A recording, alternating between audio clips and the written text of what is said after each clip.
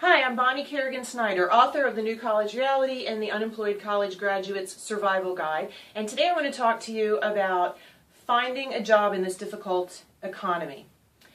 We face right now an employment climate for college graduates that's as difficult as it was during the Great Depression.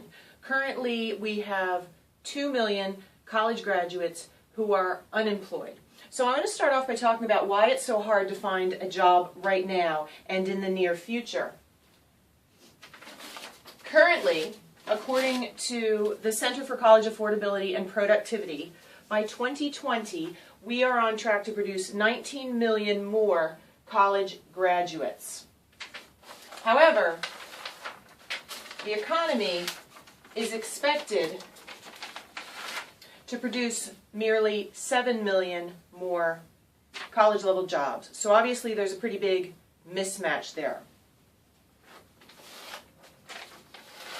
Again, according to CCAP, today's hiring climate means that 48% of college graduates are currently underemployed. That means they're working in jobs that don't require a college-level education. And this is a really shocking statistic from Education News. 45% of today's college graduates are earning less than $15,000 a year. That's 2 years out of college. Obviously, that's not a self-sustaining living wage. Where are they earning this meager income? Well, many of them are working in retail, food service, and customer service jobs, which is where the jobs seem to be most plentiful right now. But I want to give you some advice on how you can do better than that and where you should be looking for jobs that are a closer match to your level of education. All right, so where are the jobs? Where should you be hunting? Well, first of all, I recommend that you look at the public sector. Public sector jobs are jobs with the government. This could be the federal government, it could be state government, it could be county or local municipalities.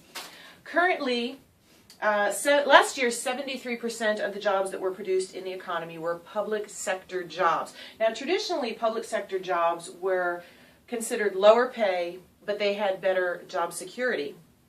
They were less subject to being lost during recessions and so on. Today, actually, jobs in the public sector also, along with the higher job security, pay more than many jobs in the private sector. Now, I don't think this is necessarily sustainable. I don't think this is good news for the private sector, but if I were currently a young unemployed college graduate, I would definitely be looking at the public sector for jobs. These include jobs such as police officers, teachers, and I realize that those sectors are under strain. Nonetheless, your prospects are better here than in much of the private sector. You could start by looking at usajobs.gov and also searching for civil service jobs in your state. All right, what are some other ideas? Well, I also like what I call the necessities sector. The necessities sector are jobs that are necessary. These are not luxury items. These are things that people won't cut back on even if their paycheck is weaker or even if they can't pay the bills. I'm talking about things like utilities, heat, air conditioning, water, gas. You're going to pay those things even if you have to sell some of your belongings on Craigslist to come up with the money to pay the bill because you need that to live. Food, which is why the food service industry remains strong. It includes a lot of government, public sector jobs. There is some overlap there, things like the military. The necessities sector also includes energy. We need to have fuel for our cars, fuel to run our homes and our businesses. So the energy sector remains strong, particularly in the center of the country. And I would say that the necessities sector also includes transportation. If my car breaks down, I'm shut down, so I'm going to pay whatever the mechanic requires to fix it. And it also includes healthcare. If I need my appendix removed, I'm going to have that done regardless when I need it, regardless of whether the economy is strong or whether the economy is weak. So those are the stronger sectors of the job market right now, and I encourage you to consider applying for or becoming credentialed to work in the necessities sector. Another advantage of working here is that most of this work has to be done locally. It can't be outsourced.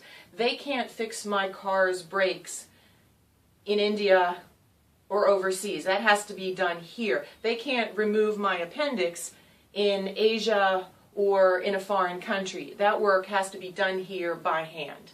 So this type of work generally is more reliable and much more difficult to outsource.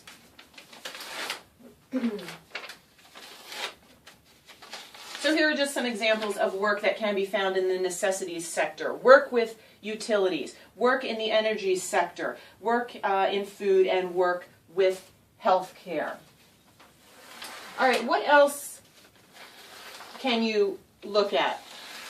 In the private sector, which currently is suffering, I happen to think that the strongest segment, aside from the necessities sector, is self-employment.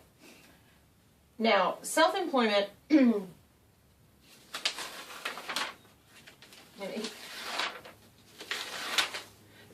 my point here is that you never should be unemployed. If you can't find a job, if you can't find somebody to hire you, then you hire yourself. You create your own job. And luckily, the internet and actually the way the American economy is structured makes it fairly easy for you to do this. With an internet connection and a laptop, you can create a website for free on a site like WordPress, and you can be in business in 24 hours globally. If you are interested in pursuing employment in the private sector, pursuing self-employment, I recommend you check out SBA.gov. That's the Small Business Association. They have a lot of free resources there to help you as a college graduate get started as your own boss. You can call upon the resources of SCORE, the Service Corps of Retired Executives. These are retired and sometimes not yet retired people who volunteer their time to help new business people get started. If you need advice on incorporation, on marketing, on advertising, on hiring, on branding or a business plan, anything you need help with, you can get free advice, high quality advice from SCORE. Also, you need to check out your local Chamber of Commerce. What's so great about self-employment is that it will teach you the skills that you need in order to become a more attractive applicant when you decide to apply, or if you decide later on to try to apply for jobs either in the public or the private sector, if you don't want to be self-employed anymore. It fills gaps in your resume so that you don't have to explain why you weren't doing anything for a few years. Again, you're never unemployed. You are either employed by someone else or you are self-employed. Those are your only two options. A new alternative that I really like for self-employment that I think you should check out is called co-working. This is a very affordable way for young people, and it doesn't have to be young people, but young people who don't have money would benefit from co-working. This is where a group go in together to rent an office. You don't even have to be in the same business. Freelancers in many different areas, many different businesses will share the same office space, collaborate. Sometimes they might actually start a business together. I talk a little bit about co-working in the Unemployed College Graduate Survival Guide, so if you're interested in that, I encourage you to check it out in the book, or you can also Google it online to learn about co-working sites that might be available in your local area. All right, so those are a few of my first ideas on how you might be able to beat the odds in terms of employment. What else can you do if you're an unemployed college graduate? All right, well, I suggest that you go where the money is. And right now, in terms of resources in our economy, that means looking at working with senior citizens, because the reality is that older Americans have a lot more money these days than younger Americans do. We now have a wealth gap between old and young that is bigger than it's ever existed in this country. Older Americans have 47 times the amount of wealth that younger Americans do. So if you want to find somebody who can afford to pay you for your services, or to hire your business, or to hire you personally, you might want to consider working with senior citizens.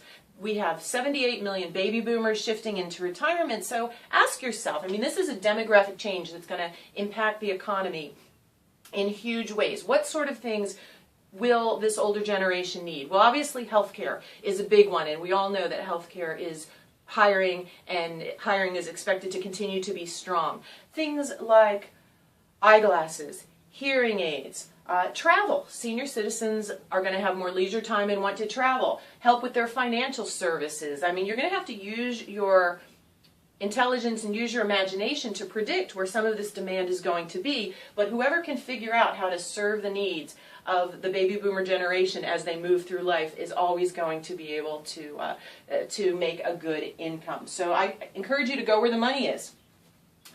I also think in order to succeed, you may have to be willing to relocate. Be willing to relocate. Most jobs right now, or I would say unemployment is lowest right now in the center of the country, and it's highest on the coasts. Now, I know that many young people consider the coasts and the cities to be some of the most desirable places to live, but it's not that desirable if you can't pay your bills and if you can't find a job that suits your ambition and that suits your qualifications. So if you're willing to move to the center of the country, you'll find the states where the unemployment is the lowest. From what I've read, if you draw a line from Texas straight north through North Dakota, that's where hiring is strongest, wages are high, and the cost of living is low. So if you want to beat the odds, you might want to do something different from what everyone else is doing and consider relocating somewhere where your odds are better.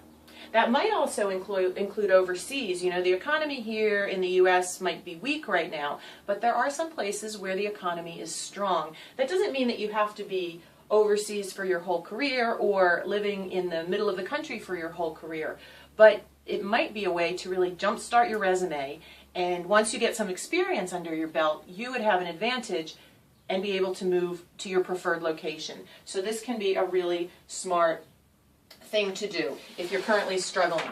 And then the last option that I want to share with you today is what I call the 3 T's for an unemployed or underemployed college graduate: teaching, tutoring, and temping. Now, teaching, of course, requires you to have certification from the state if you want to work in a public school. First of all, you could try private schools. They don't have that requirement. So that's one option. If you're not certified, you could try substitute teaching. Substitutes actually don't earn a bad living. In most states, I think a day of substitute teaching starts at a minimum of $75 to $100, and in cities it can go upwards from there, for a 7.5 hour day. So consider substitute teaching because they're looking for college graduates, and you would have an advantage and you would have the base knowledge that would enable you to succeed there.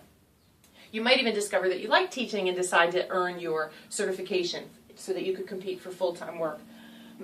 Tutoring, if you have a liberal arts degree and you currently haven't found work that is at the level at which you would like to be employed, you might consider tutoring.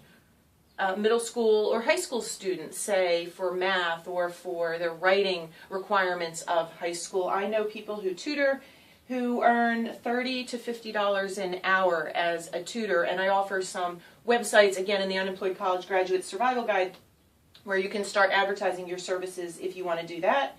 And then there's temping. Now, temping is where you go to an agency who basically checks to make sure that you have certain workplace skills and then will allow other businesses to hire you at a premium to go in and work on a short-term basis. Now, these businesses will pay that premium because the demand is higher than the supply of workers. So temping is actually a great way to start to get an idea of where work and where demand exists in your area. If you go to a temping agency and you find out that there's a lot of work for accountants, they can't fill the slot so that they're turning to temps, that might encourage you to maybe want to study for some accounting exams or to add some other credentials to your resume so that you can compete for those jobs. And then also, temps often get hired on full-time.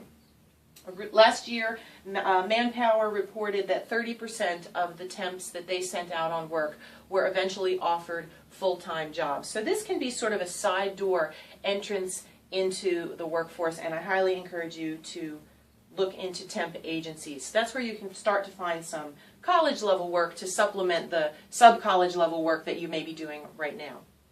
All right, that's all I have for you today. I hope that was helpful. If you'd like more strategies on how you can succeed, I hope you'll check me out on Twitter. I'm at College Strategy. And if you go to unemployedgradbook.com, you can get my 10-page emergency report on surviving in the new economy, along with other free gifts. Thanks for your time. Until I see you again, good luck making your way in the new economy.